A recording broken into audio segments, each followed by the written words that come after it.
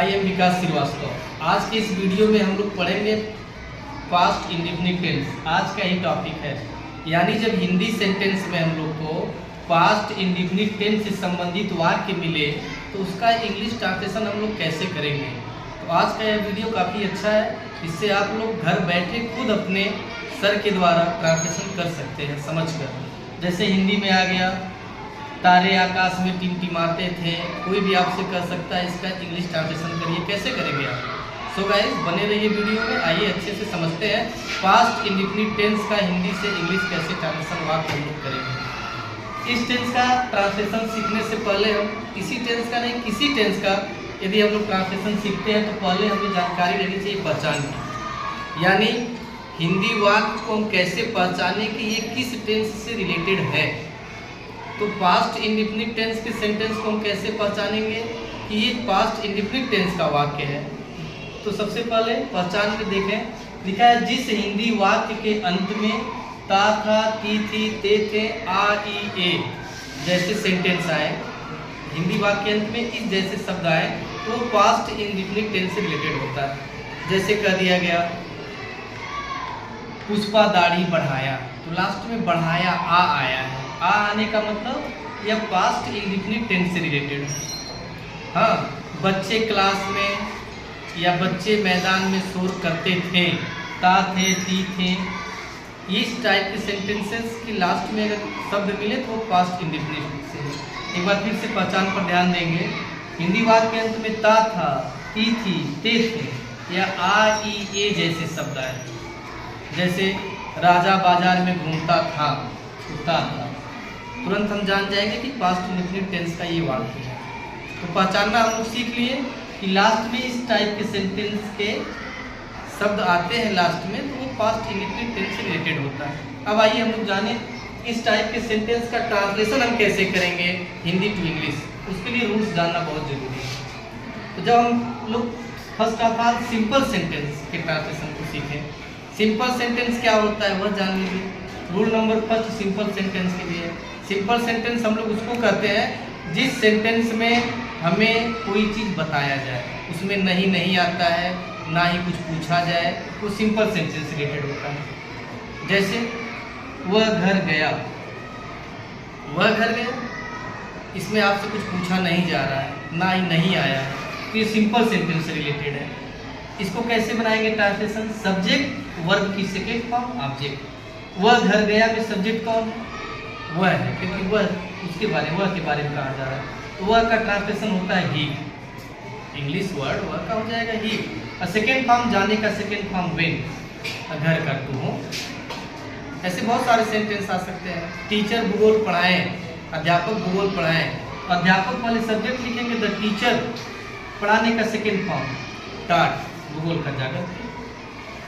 ऐसे इसका negative sentence है, निगेटिव सेंटेंस में रूल चेंज हो जाता है। फर्स्ट फॉर्म सेकेंड फॉर्म के बजाय फर्स्ट फॉर्म आ जाता है, और जहाँ फर्स्ट फॉर्म आ जाएगा पास्ट इंडेफिनिट टेंस में वहाँ खट से हेल्पिंग वर्ब लग जाएगा डिड। तो इसका रूल क्या हो गया? Subject did plus not verb की फर्स्ट फॉर्म ऑब्जेक्ट। जैसे इसी सेंटेंस को हम समझ लें, वह घर नहीं गया, तो ही, फिर डिड, फिर नॉट, गो टू होम।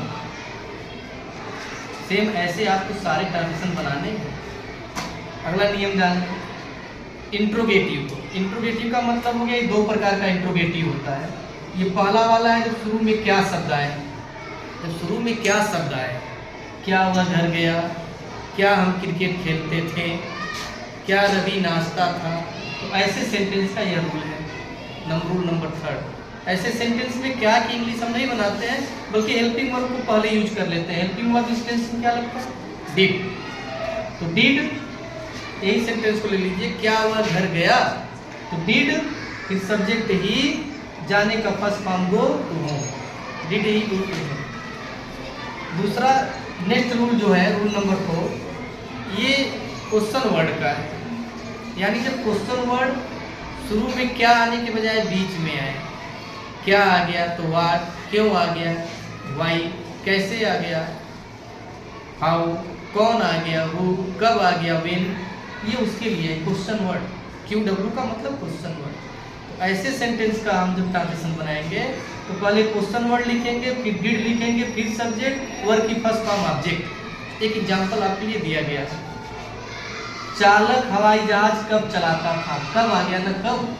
ये रूल नंबर 4 को फॉलो करेगा, वाक्य में क्वेश्चन वर्ड आएगा।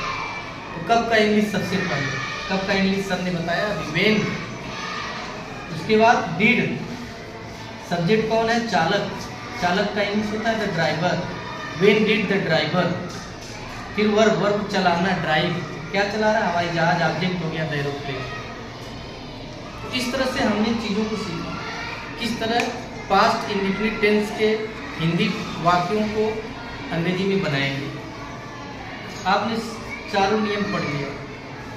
एक नियम और है 5वां, जिसमें क्या होता है, डिड के बाद सब्जेक्ट के बाद नॉट लगता है।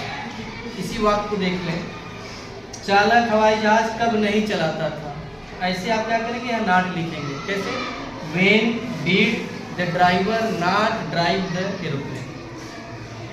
ये पास्ट इंडेफिनिट टेंस के सारे सेंटेंस हो गए, सारे सेंटेंस के रूल हो गए। कौन से rule, simple sentence, negative sentence, interrogative में शुरू में क्वेश्चन वर्ड आए, बीच में आए, इंट्रोगेटिव निगेटिव का भी हमने बता दिया।